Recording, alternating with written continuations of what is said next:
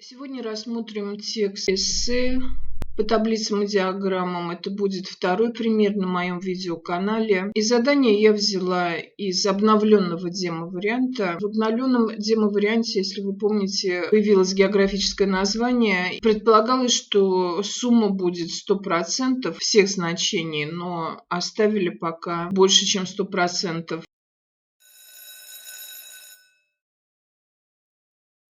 Добрый день, дорогие друзья! С вами Татьяна Беннет. Эссе, которое мы сейчас будем разбирать отдельно по абзацам, вы видите на экране. Перейдем к обсуждению введения. Введение написано достаточно стандартно. Здесь нет какой-то особой дополнительной информации. Все, что написано в задании, перефразировано.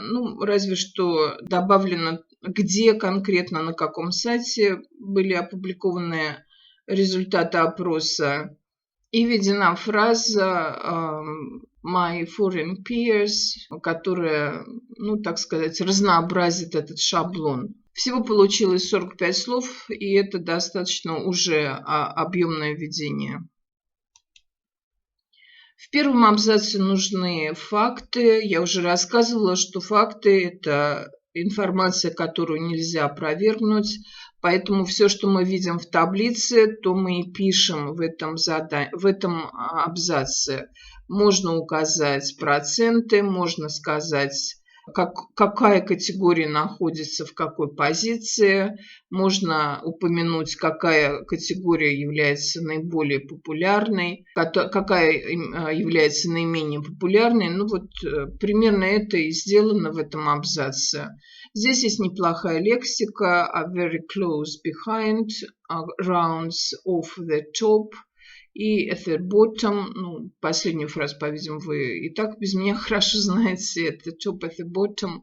И вводная фраза, она простая, но она всегда здесь хорошо будет работать. According to the survey, to the statistics, to the data. Здесь также получилось очень длинное первое предложение с большим количеством запятых. Оно сложное грамматически, но тем не менее здесь тоже все очень хорошо сказано. В третьем абзаце я бы хотела обратить ваше внимание на очень хорошую фразу «Romance lags behind them all», которая обозначает, что какая-то категория отстает от всех остальных. Эту фразу можно тоже часто использовать. В данном абзаце требуется сравнение, 1-2 сравнения там, где это релевантно. Сравнения здесь даны, почему выбраны именно эти сравнения, а не какие-то другие, здесь как раз об этом и не написано. И для того, чтобы это задание было все-таки выполнено полностью, конечно, желательно, чтобы здесь были какие-то определенные комментарии.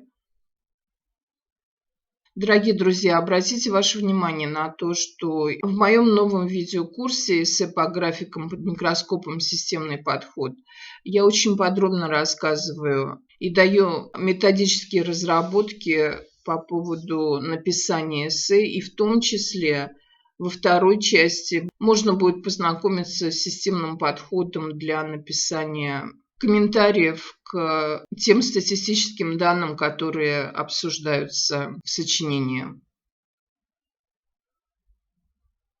В данной работе очень интересный 4-й параграф. Он мне очень нравится. Он начинается с того, что в данной статистике никаких проблем не просматривается.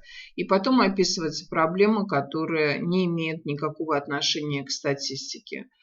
Проблема, кстати, которая описывается, не является, скажем так, широко распространенной в настоящее время, но тем не менее у нас задание просто указать какую-то проблему и показать, как ее можно решить. Поэтому проблему можно выбрать любую.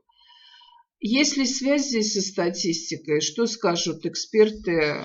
Нам пока неизвестно, потому что все это очень новый материал. Но в том случае, если перед нами такие данные, как в этой таблице, потому что в таблице говорится о том, какие любимые жанры. Не какие жанры читают или не читают тинейджеры, а какие жанры их любимые. Поэтому, мне кажется, здесь тяжеловато выбирать проблему, и именно поэтому вот такой подход мне очень нравится в этом сочинении. Напишите, пожалуйста, что вы думаете по этому поводу. Как вы думаете, будут за это снижать или нет? Ну, не в этом году, а в принципе, если в будущем будет обязательное требование искать проблему в статистике. Заключение очень короткое, но все, что требуется, написано. Нужно высказать мнение по поводу важности чтения. Оно здесь высказано, и есть дополнительное предложение. Очень короткое, конечно, но тем не менее тоже хорошее предложение, в котором написано, почему это важно.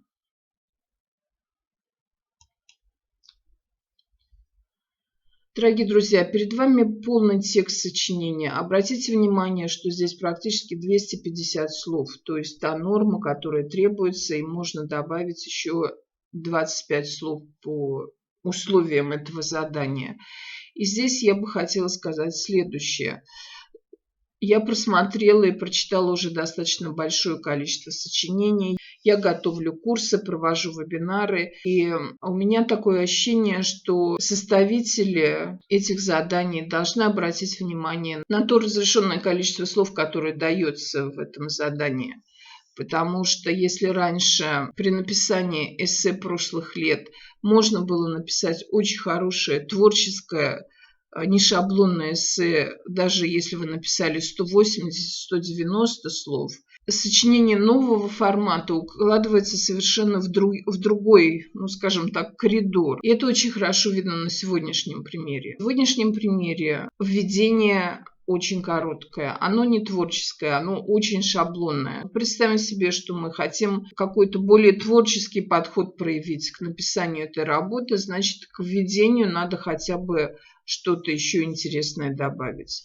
Явно не хватает комментариев в третьем абзаце. Даже можно сказать, что здесь полностью не выполнено задание, потому что необходимо дать комментарий, объяснить, почему именно эти сравнения мы выбрали. И уж очень коротким смотрится заключение. Нельзя при этом сказать, что слишком длинным является второй абзац.